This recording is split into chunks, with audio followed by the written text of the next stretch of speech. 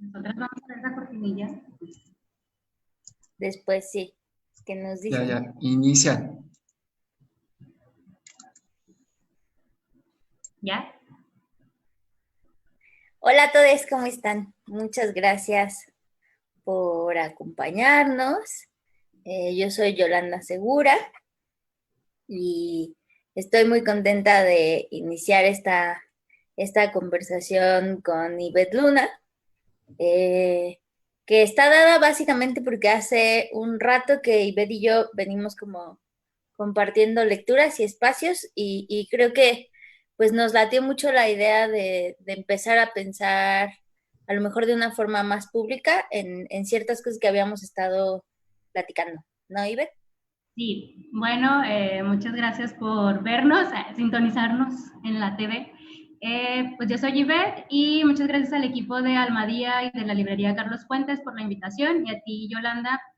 Y pues no sé, yo creo que vamos a hablar de estas cosas que hemos venido pensando. Yo quisiera empezar con hablar sobre las cosas que hemos reflexionado en este hermoso encierro. Porque el encierro nos está cambiando, ¿no? Ajá, en cómo eso va a afectar nuestra escritura, como suelen decir mucho en Twitter, ¿no? Y pues bueno, yo no sé si quieres tú empezar primero o yo.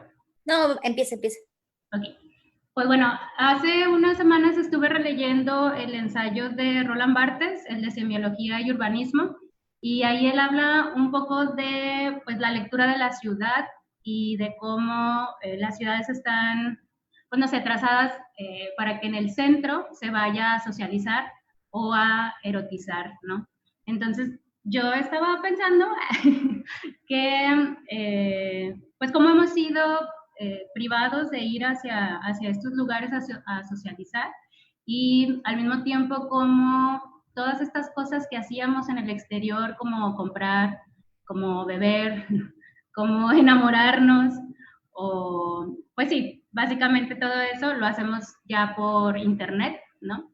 Entonces, un poco como lo que decías la vez pasada de cómo el presente o las formas, nuestras relaciones ahora pasan por todo lo digital y cómo eso impacta nuestro cuerpo. Eh, no sé, Bartes decía bueno, ahora lo pienso por toda esta cuestión de que estamos encerradas, de que hay muchas personas que no tienen acceso a recursos básicos como el agua, la luz, ¿no? Y cómo hay una mala planeación de la ciudad en muchas partes del mundo y cómo todo esto se deja ver en el momento en que ocurre una pandemia, que siempre está ahí, que siempre lo vemos, siempre están las noticias, pero en este momento me parece que se nota mucho más por todas las muertes y todas las negligencias que hay, ¿no? Sí, creo que, bueno, con esto último que decías, me quedé clavada en pensar que justo esta pandemia nos muestra absolutamente todo lo que está mal, no solo, o sea, creo que nos muestra todo lo que está mal en términos globales, digamos, en el mundo entero, justo que el asunto de la movilidad, las condiciones laborales, los desplazamientos como tan acelerados, eso por un lado, como nos muestra las deficiencias y las fisuras de un sistema así. Y luego en el asunto, digamos, del país, por supuesto que nos hace ver nuestra crisis de salud, nuestra crisis educativa, nuestra crisis, como bien está señalando, del trazo de las ciudades, ¿no? Que además, igual poniéndome ya como un poco paranoica o no sé cómo decirlo, me atrevo a pensar que igual ni siquiera es que están exactamente mal planeadas, ¿me entiendes? O sea, las ciudades siguen siendo funcionales y siguen siendo un reflejo de algo que funciona socialmente, digamos, ¿no? O sea, a quiénes se destina la periferia, por qué, con qué, bajo qué condiciones, todas esas cosas que afectan directamente a los cuerpos, ¿no? Y esta sensación de que,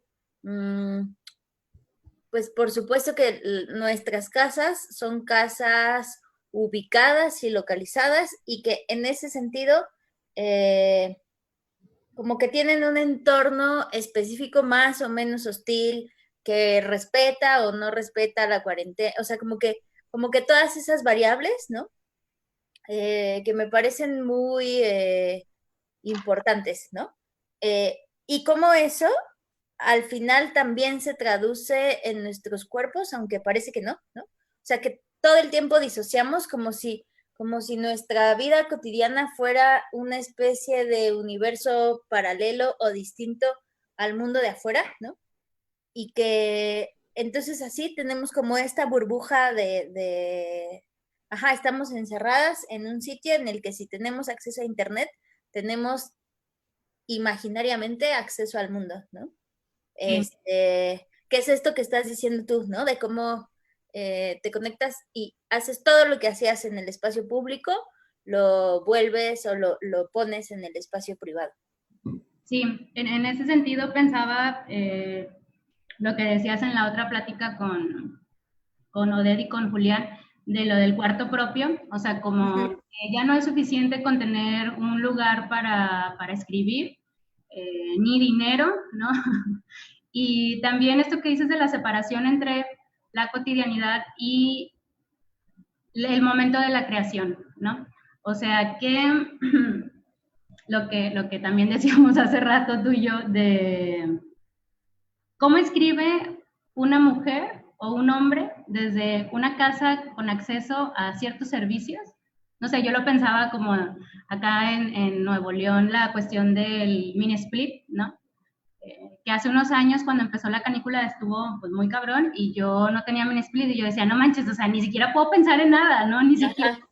ni siquiera puedo concentrarme por el calor, ¿no? Digo, eso es algo, pues, que se puede superar, ¿no? Pero en cuestiones creativas, Claro, ¿cómo? pero digamos, no son las condiciones más adecuadas para producir, ¿no? Ajá. Y bueno, un poco como de qué forma, ahora que estamos encerradas y encerrados, podemos voltear a ver alrededor y saber qué es lo que está a nuestro alcance o de qué nos proveemos para crear. No sé, pensaba en esto que dice, que decía Julián de que ya no escribe porque ahora cocina, ¿no? Entonces yo pienso como, bueno, güey, o sea, creo que la mayoría de nosotras, escritoras, cocinamos, lavamos, planchamos y todo, y al mismo tiempo escribimos poemas, ensayos y todo esto, ¿no? Entonces un poco pensando como a mí me hace ruido como qué están haciendo ahorita los escritores pensando en que el espacio doméstico, o sea, cómo está, digo, si realmente viven el espacio doméstico, cómo lo viven y eso de qué forma impacta en la escritura, ¿no? O la Sí, apreciación de las cosas, ¿no? me estoy acordando ahorita, por ejemplo, de los poemas de Laura Whitner, de La tomadora de café, ¿no? Sí. En los que lo que hay es una mujer cuidando a un bebé y escribiendo desde la mesa de su comedor, ¿no? Y en ese sentido es justo que además esos poemas son considerados como más o menos, eh, ¿cómo lo diré?, revolucionarios en tanto al tema que están tocando, en el contexto en que lo están haciendo, ¿no? Y pensaba mucho en cuál es la relación de los cuerpos de las mujeres con el espacio doméstico y cómo eso se puede o se ve en la escritura, ¿no? Que pues también el ejemplo de un montón de escritura para nada de Sara Uribe, del Uh -huh. que habíamos hablado, ¿no? El ejemplo, no sé, me parece que hay muchos y me parece pues, Rosario Castellanos con lección de, con autorretratos, ¿no? O sea, pienso que hay como muchos ejemplos porque para las mujeres ese ha sido uno de esos temas que por un lado se asume que son como temas femeninos porque somos nosotras quienes solemos encargarnos del trabajo doméstico y por el otro literariamente también son temas súper desdeñados, ¿no? Y Sí. creo que esto en algún sentido también nos hace voltear a ver cómo se habita ese espacio y cómo se puede hacer literatura de ese espacio, ¿no?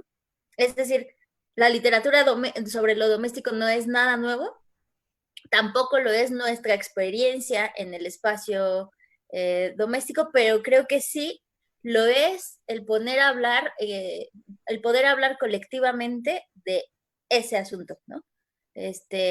como porque estamos forzadas y forzados, ¿no? Pensar en la violencia que puede suceder adentro del espacio doméstico, en el trabajo que no se remunera, etcétera, ¿no?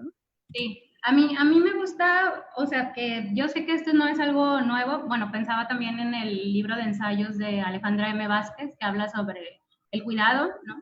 Pero pensaba en esto de cómo traer esa experiencia que se tenga o no que notar en tu trabajo creativo, pero cómo traerlo a la escritura también es una forma de visibilizarlo y de enunciarlo, ¿no? De que no se quede con esta idea romántica de que el momento de creación ocurre en un rincón alejado de todo esto, ¿no?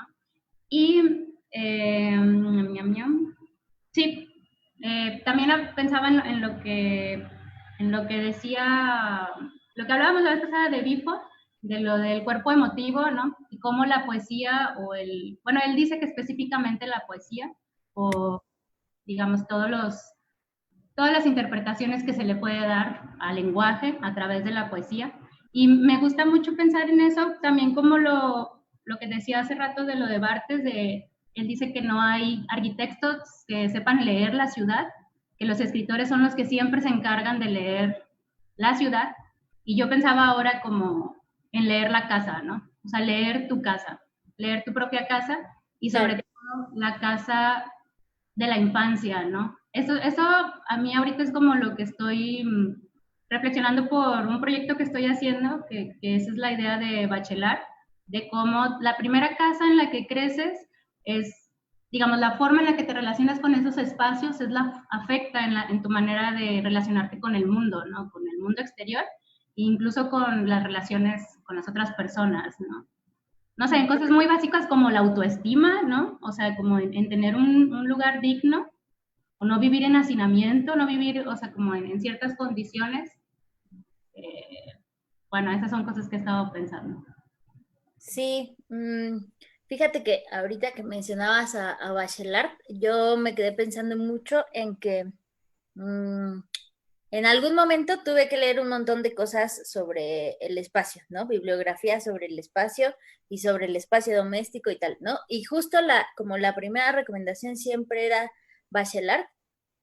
Y hubo algo que me incomodó muchísimo, pero que me tardé un montón de tiempo en ver qué era, y que te lo digo un poco para ver si a ti te pareció o no. Pero creo que también el asunto es que habla de la casa como un espacio, eh, digamos, mítico o mitificado, ¿no? Como que la casa, Onírico eh, también. ajá, onírico, y como si la casa fuera la misma para todos, ¿no? O Sí, sea, claro. como que esta cosa de que naces o sea, tu casa familiar, y que tu casa familiar tiene tal, y se ve, por ejemplo, cuando hace una descripción de los espacios de esa casa y habla del sótano, ¿no? Y yo decía como, güey, pero en mi casa no hay sótano, no va a haber sótano, o sea, como entonces que no tengo esa experiencia de lo que es, o sea, como me estoy perdiendo de algo que es la condición universal y no estoy participando de ella, ¿no? Y que creo que justo eso me lleva a pensar en cómo, pues, esa condición no existe, ¿no? Que es algo en lo que también hemos estado insistiendo muchísimo últimamente, ¿no? De pensar que no es exactamente una condición eh, única, ¿no? Y que en ese sentido, por ejemplo, a mí me gustaría mucho pensar en qué pasaría si Bachelard hubiera crecido en una casa de un barrio de la Ciudad de México donde viven, pon tú que, 6 familias en una casa en la que originalmente vivían 6 personas, ¿no? Y que son estas que se van construyendo como encima y que tienen todo improvisado y tal. O sea, como un poco lo que estoy diciendo es, sí que el espacio modifica nuestra relación con nuestros propios cuerpos y con el mundo, ¿no? O sea, pienso en como no tener un cuarto propio implica que ni siquiera te puedes masturbar, por ejemplo, Claro. ¿no? O sea, ya deja tú de escribir, No, sino es como lo que menos cosas importa, ¿no? como mucho más cercanas y como mucho más inmediatas, ¿no? Sí, sí. O sea, sí. Entonces, sí que creo que la experiencia con el espacio modifica, o más bien nuestra casa modifica nuestra forma de pensar o afecta nuestra forma de pensar, pero justo por eso, no de la misma forma para todos. No sé, a lo mejor estoy diciendo una obviedad, ¿no? Pero ¿en qué sentido damos por sentado un determinado espacio doméstico en el que nos podemos sentir seguras o seguros? ¿Y en qué sentido esas condiciones no existen, no? Pregunta, hace ratito puso Diana Campos que si creemos que se necesite un cuarto propio para existir. Y, o sea, no sé, creo que se puede conectar súper con esto, ¿no? Para escribir, perdón, dije para existir.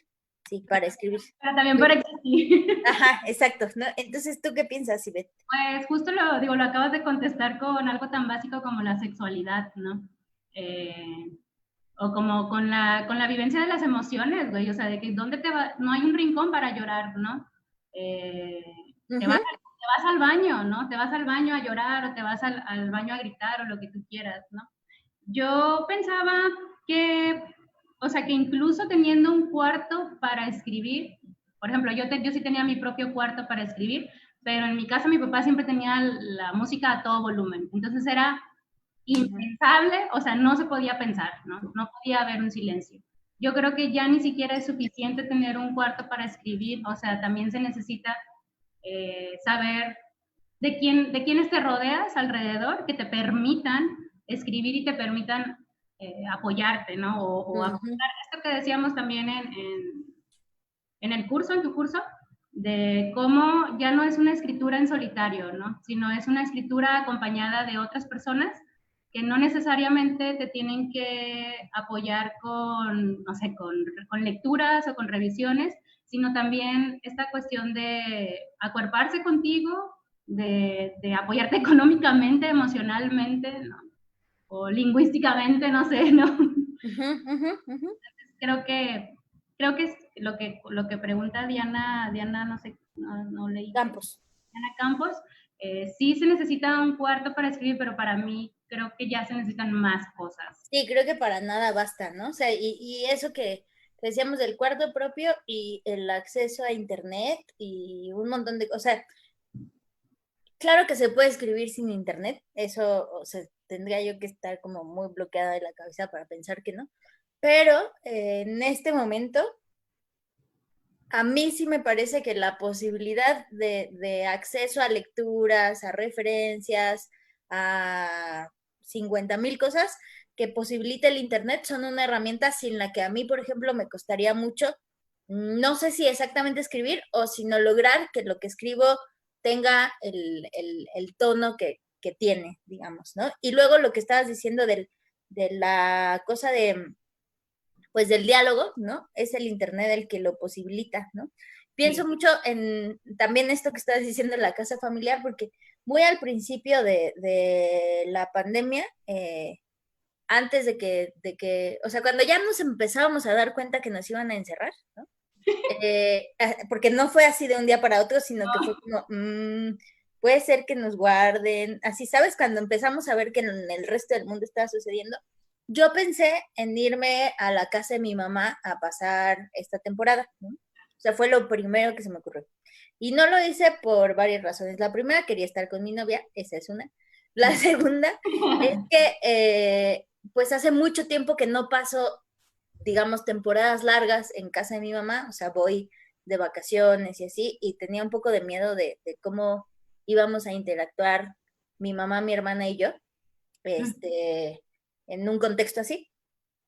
Y luego la otra, que en realidad fue la más importante, es que en mi pueblo, y está Nibardo preguntando, así que no me va a dejar mentir, estas cosas pasan.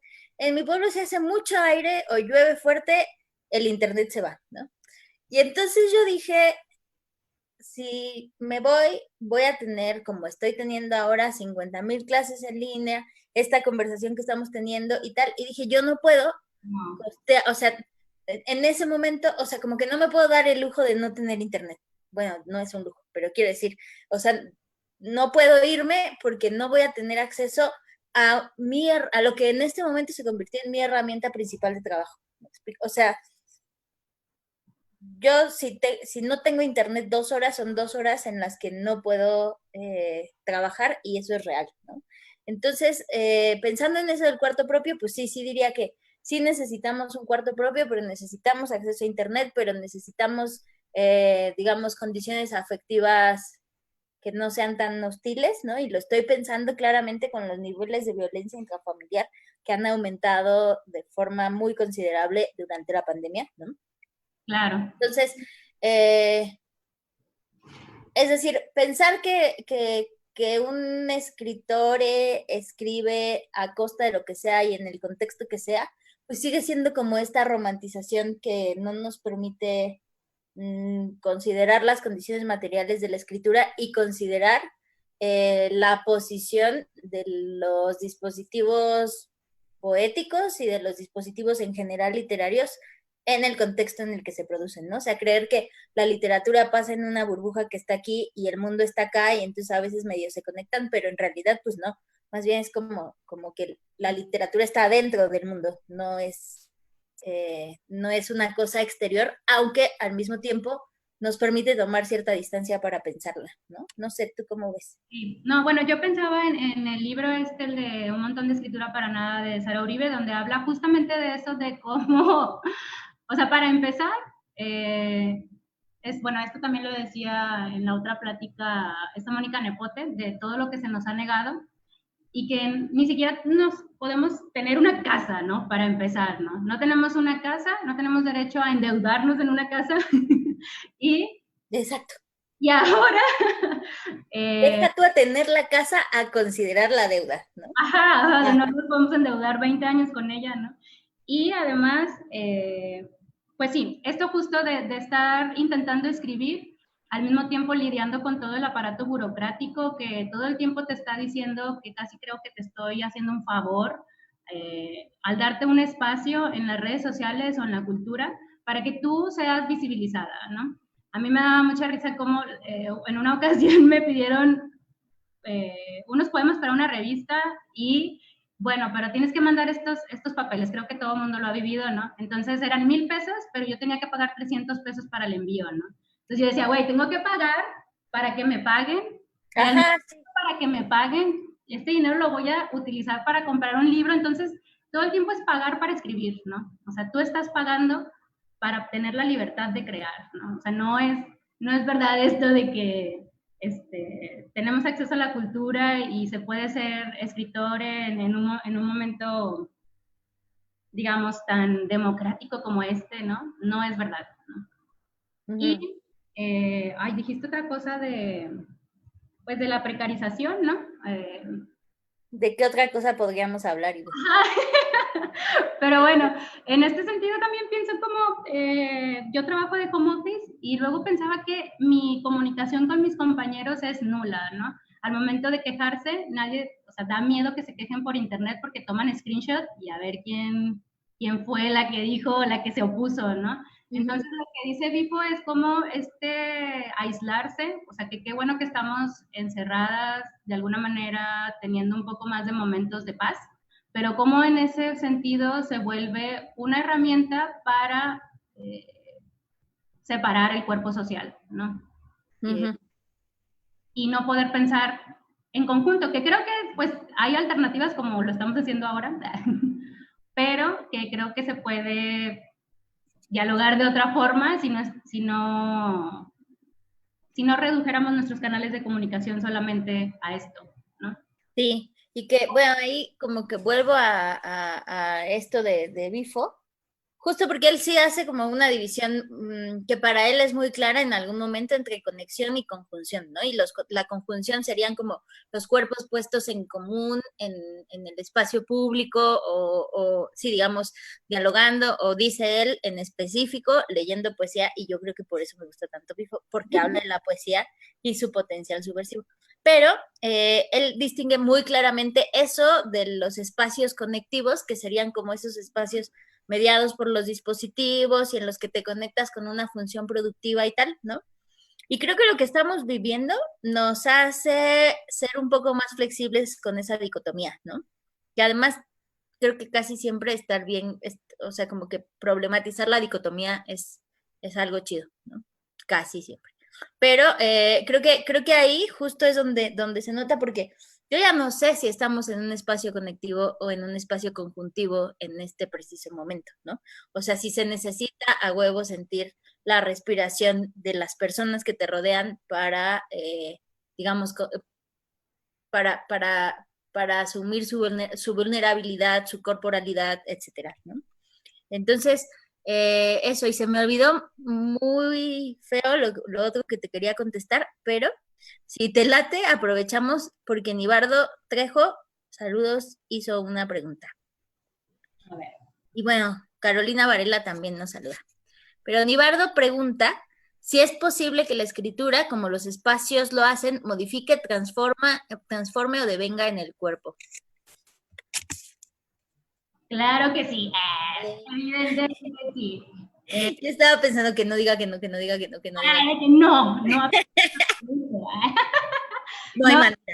Yo pensaba que además de que te transforma o te modifica a ti, también es, ay, bueno, esto de lo que ya estoy bien harta, de cómo cierta poesía o cierta escritura pues perpetúa ciertos modelos, no sé, heteronormativos, ¿no? Por ejemplo, la poesía romántica escrita por hombres, ¿no? En cómo el objeto o la musa es la mujer, ¿no? Y cómo esto no solo, o sea, no solo es digamos, la experiencia de quien lo escribe, sino que lo expande a todas las personas que lo están leyendo y que se crea un concepto de relación y un concepto de mujer desde esas lecturas, ¿no?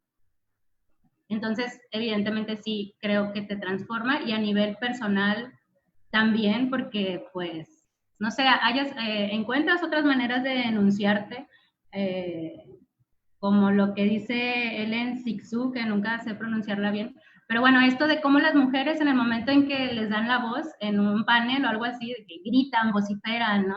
Vuelan y corrompen todo su lenguaje porque no siempre se les da la oportunidad de hablar o hemos sido calladas durante tanto tiempo, ¿no? Y cómo el enunciarte también ayuda a sanar, ¿no? Claro, y que el asunto de la escritura también, en tanto te hace como consciente de tu posición en el mundo, te posibilita que esa posición en el mundo se transforme o al menos como que tú la puedas afrontar de manera distinta, ¿no? Y, y luego yo pensaba también, por ejemplo, en lecturas que a mí me han parecido súper fundacionales y definitivas y que sí me han cambiado la forma de entender absolutamente todo, como este ensayo de heterosexualidad obligatoria y existencia lesbiana de Adrienne Rich. Y como para mí sí es muy claro que el ejercicio de mi propio cuerpo tuvo un antes y un después de haber leído, de mi propio cuerpo y de mi propio deseo y etcétera, tuvo un antes y un después de haber leído ese texto, ¿no? Y en términos personales, pues creo que hubo un momento, hay un libro que ya terminé, pero está como muy ahí en que no tiene futuro, o sea, que no tiene destino definido todavía, en el que intento hablar de las condiciones materiales de esto, de la escritura, pero sobre todo de como qué posibilitan nuestros dispositivos y en ese sentido, qué de nuestros cuerpos posibilita nuestra inserción laboral y nuestra inserción creativa en el mundo, ¿no? Y entonces eso me llevó como a pensar el tema del dolor. Sí. Y cómo te relacionas con tu propio cuerpo. Por ejemplo, ahora mismo que estábamos diciendo que yo tengo una migraña desde hace 2 días y no se me quita, ¿no? Y cómo eso modifica la conversación que estamos teniendo, ¿no? Entonces, creo que a mí el asunto de pensar en ese tipo de dolor y de intentar escribirlo me llevó también a generar un tipo de relación distinta con el dolor mismo y con los procesos de mi cuerpo, ¿no? O sea, creo que no sé si a esa onda iba la pregunta de Nibardo, pero sí, yo no podría pensar. O sea, creo que también tiene que ver con que me atrevo a decir que tanto tú como yo, Ibe, escribimos muy o sea, intentamos escribir muy desde el cuerpo. y eso también tiene que ver con que hay toda una gran tradición de la poesía que niega el cuerpo, ¿no? O sea, que casi que parte de la negación del cuerpo para generar una suerte de poesía pura y de poesía trascendental y de poesía que habla sobre el lenguaje y sobre las cosas importantes, ¿no? Y que se puede dar ese lujo porque es, eh, es una poesía casi siempre escrita por alguien que no tiene que pensar en su propio cuerpo, que no es leído en términos negativos si, por ejemplo, entra a un café a escribir, ¿no? O sea, sí, ese tipo de cosas.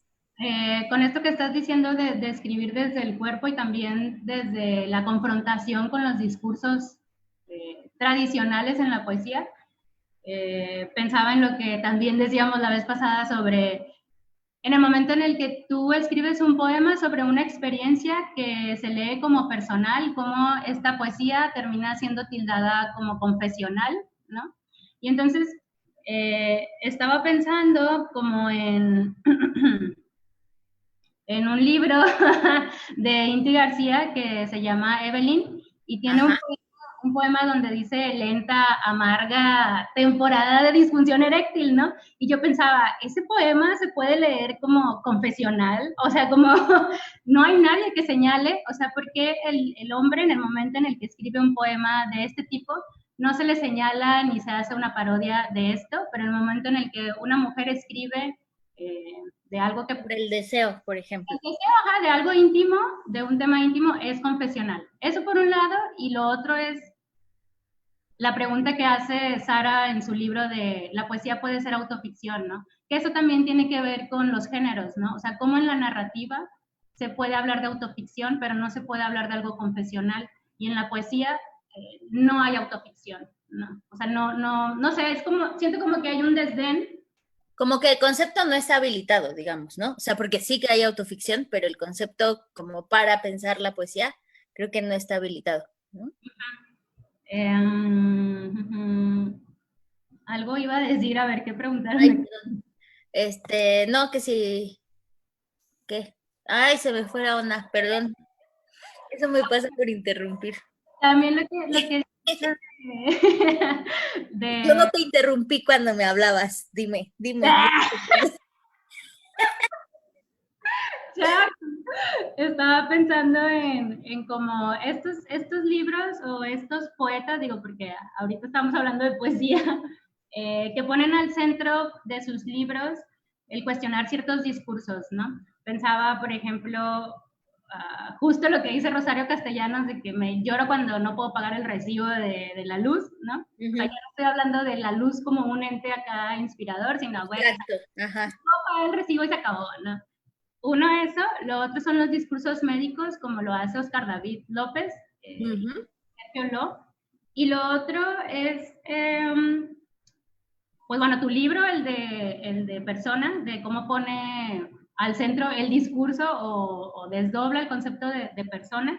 Y también lo que hace Isabel Zapata. Comunidad terapéutica que también tiene como todo este asunto de la salud mental, ¿no? De la histeria.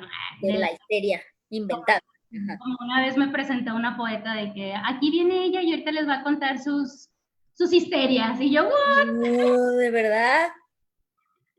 la neta, yo me dio mucha risa, ¿no? Pero dije, bueno, ok.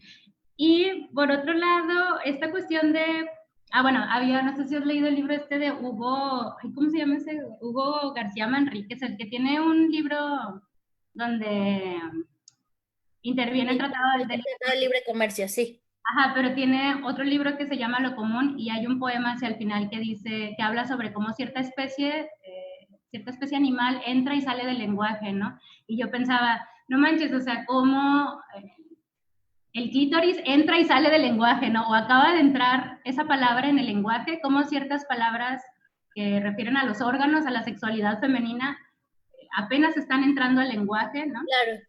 Y cómo también las mujeres, con todo esto de los feminicidios, entran y salen del lenguaje, ¿no?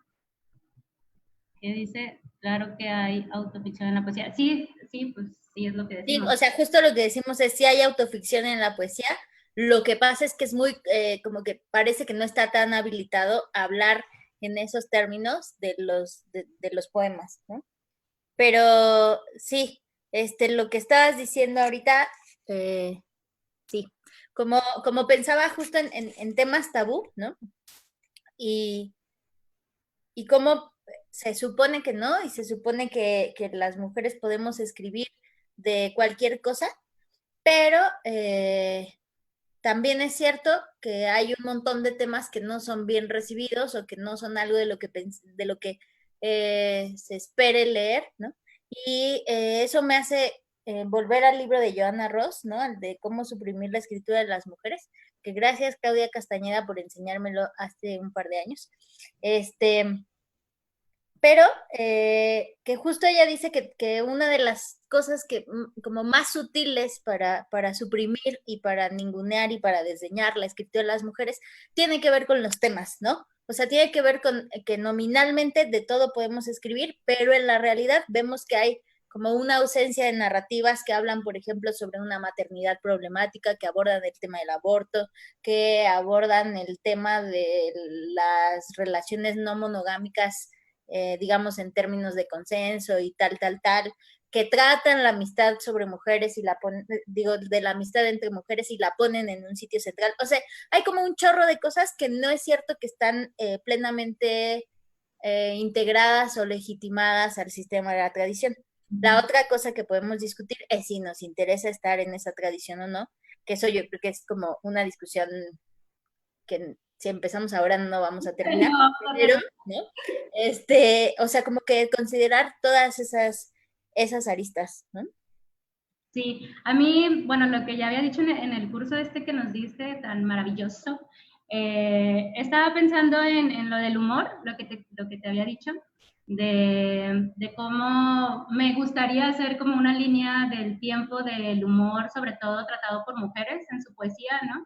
Y cómo esta herramienta ayuda a desmontar ciertos discursos sin la típica forma de hacerlo desde la autoconmiseración o algo así, ¿no? Claro. Uh-huh. Y, o de lo romántico, ¿no? Y pensaba en este libro de esta Diana Garza Islas y de Sergio Ernesto Ríos que se llama La zarigüeya escribe, donde hacen como una especie de parodia de estos grandes poemas de Octavio Paz, el otro poema de Te diría que fuéramos al... Jorge Humberto Chávez. Ajá, pero dice, te diría que fuéramos a ver a las zarigüeyas, pero las zarigüeyas ya no existen, y no sé, o sea, hay como un juego ahí muy, muy chido, ¿no? Y, no sé, pensaba en cómo usar esta herramienta de una forma, no sé, por ejemplo, lo que dice Bifo de la diferencia entre cinismo y entre ironía, ¿no? Como el ser cínico termina siempre siendo a favor del poder, Uh-huh. y la ironía dialoga con la problemática actual, ¿no? Y es lo que te decía que quería hablar de los memes, de cómo pareciera que ahorita en las redes sociales nuestra forma de resistir es creando memes, o sea, burlándonos de cuanta cosa ocurra, ¿no? Sobre todo del poder y de todo lo que nos están intentando imponer, pero cómo hasta cierto punto, y que eso también lo dice Herta Müller, cómo detrás de ese humor a veces se filtran mucho racismo, clasismo y misoginia, ¿no? Entonces, Uh-huh. ¿cómo utilizar el humor de una forma, pues no sé, para sublevarte, o sea, para... Claro, como el humor puede ser subversivo, ¿no?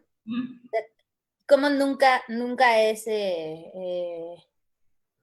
neutro, digamos, ¿no? O sea, esa cosa de pensar que el humor es solo humor, lo típico que seguro a ti también te dicen de, ay, es un chiste, relájate un buen, ¿no? Ajá, Que es como, no, o sea, sí es un chiste, pero ese chiste revela y se inserta en un contexto y eso no lo podemos negar, ¿no? Y yo a tus referentes añadiría, por ejemplo, a Hannah Gatsby con este stand-up de Nanette, sí, que sí. por cierto que se estrenó uno nuevo y que Sí, no lo he voy a podido ver el fin de ver. semana. Ya lo quiero ver. ¿Ya lo viste? No, no, lo voy a ver el fin de Ah, semana. sí, se estrenó así como antier o una cosa de ese estilo. O sea, recién.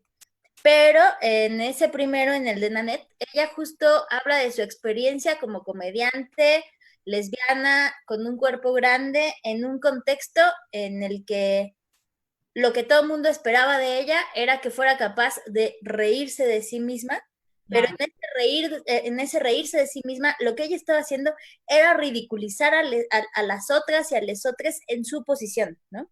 Y en ese sentido, creo que cuando habilitas el reírte de ti misma, tienes que también pensar en qué cosas, de qué cosas te estás riendo, digamos, ¿no? Y en ese sentido creo que es, por eso el humor es tan chido. A mí me cuesta un montón y creo que, o sea, me pasa que en la vida siento que puedo ser más o menos chistosa a veces, pero que en mis poemas parece que todo es así súper denso y súper grave y súper sufro mucho.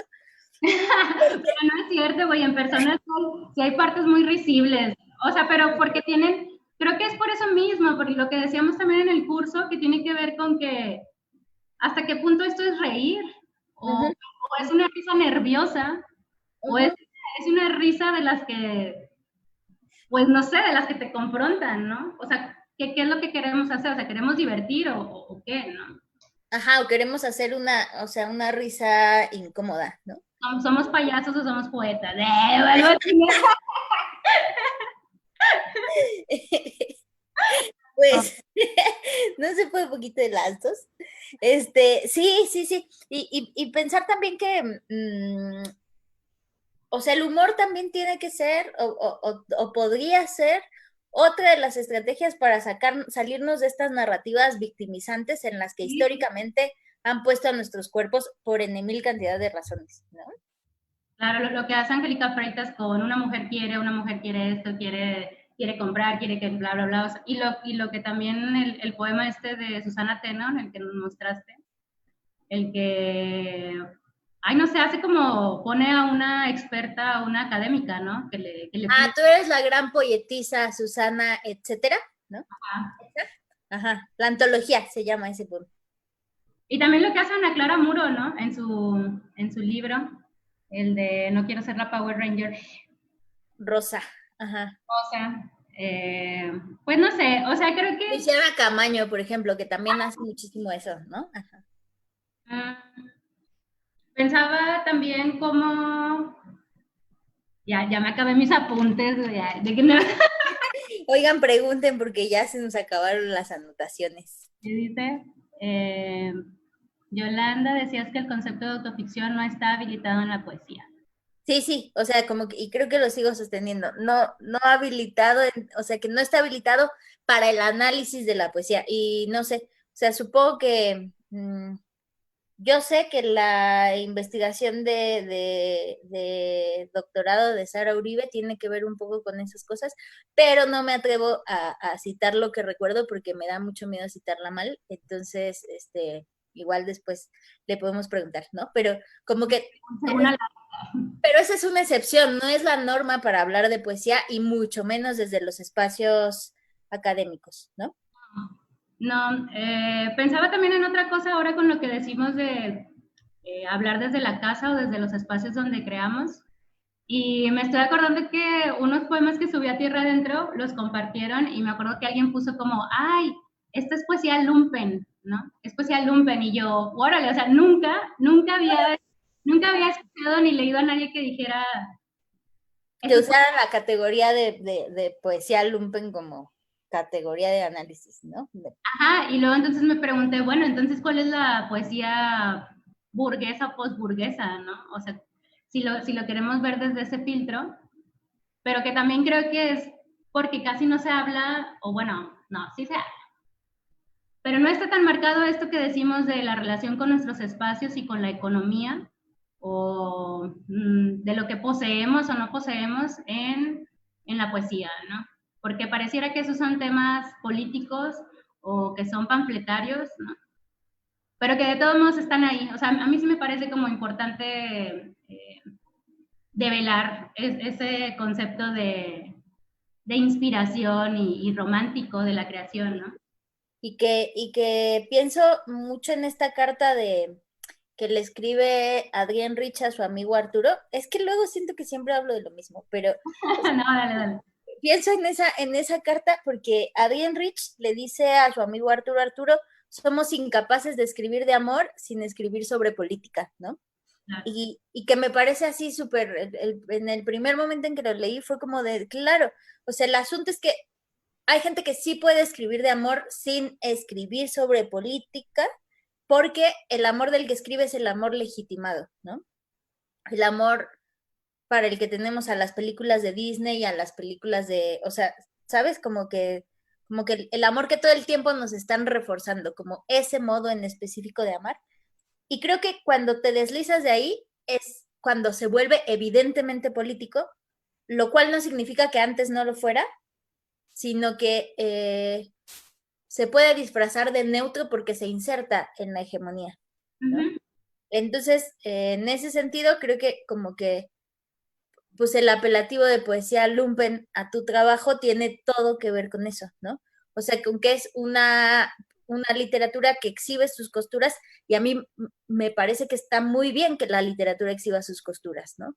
Porque el problema de la literatura que las disimula es que justo nos hace creer que es la única y que es la universal y que es la que se tiene que poner en el centro y deja afuera un montón de otras experiencias, ¿no? Entonces, en ese sentido, creo que, eh, pues sí, el problema es que eso que decías como literatura burguesa o postburguesa, que me encantó porque me quedé pensando en qué será lo postburgués, este, pero esa literatura sigue existiendo y sigue como por un canal en el que, digamos, todavía no está escrita y ya cabe. ¿Me explico? Sí, y pasemos a otra cosa, ¿no? Porque no nos gusta pensar en temas incómodos. Exacto, ¿no? Ujú. En esto que estás diciendo de, por ejemplo, de lo del amor, de que no se puede hablar del amor sin, ¿cómo era? Sin hablar De política. política. Ajá, pensaba en lo de la familia. Hace unos días vi el documental este de Donna Haraway. Ay, que es precioso, sí, sí. Sí, y me voló la cabeza cuando dice esta onda de la familia, ¿no? De que le gustaría un mundo en donde se pueda adoptar a los adultos, ¿no? Y pensaba justo como en esto que ocurre en la pandemia, de los grupos más vulnerables son la gente de la tercera edad, ¿no? O sea, como dejar de pensar que las únicas personas a las que se puede adoptar o integrar a tu familia son seres nuevos Ujú. o pequeños que tú puedes amoldar y no pensar en estas personas con experiencia que pueden complementar y que pueden aportar su versión de la historia, ¿no? Un poco también como mover del centro la familia consanguínea, que eso creo que muchas ya lo hacemos desde el momento en el que decimos, yo elijo mi familia, o sea, mis amigas Mis son amigas, claro. mis mascotas son mi familia, ¿no? O sea, como un poco moverlo de ahí y pues no sé, muchas de estas lecturas que también he tenido se las agradezco mucho a Diana Garza Islas, o sea, tanto en cursos que ella ha hecho y las conversaciones que he tenido, porque acá en Nuevo León es difícil,